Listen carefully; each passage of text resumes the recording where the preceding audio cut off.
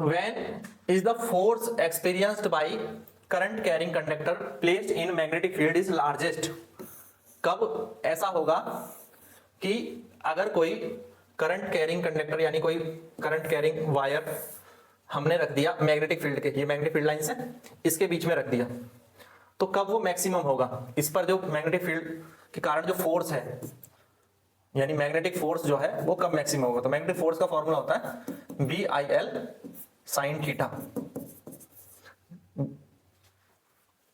एक second,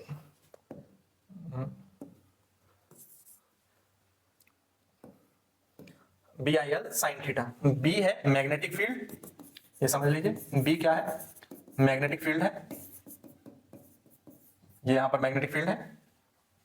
I current की value है, amount of current flowing in conductor, तो इसमें जो करंट फ्लो कर रहा है वो कितना I है।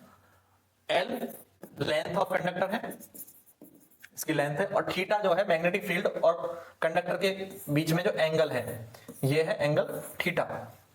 ठीक है, एंगल बिटवीन द कंडक्टर और मैग्नेटिक फील्ड।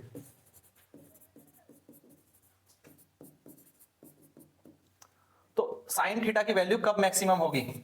साइन थीटा की वैल्यू मैक्सिमम कब होती है? 90 डिग्री पर, जो कि होती है 1।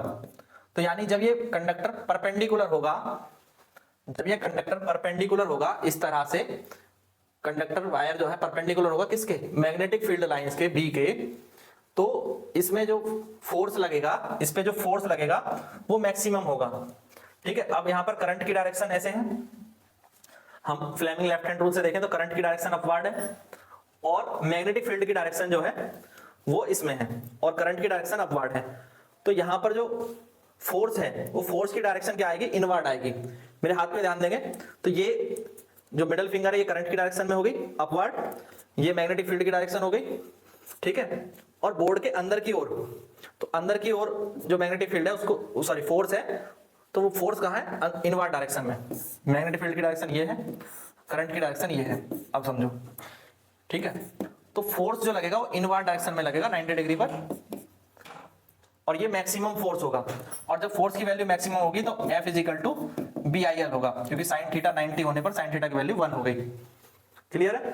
तो force experience by current carrying conductor is maximum when direction of current is perpendicular to the direction of magnetic field. तो जब ये परपेंडिकुलर होगा, थीटा की वैल्यू 90 डिग्री होगी, तो ये मैक्सिमम होगा।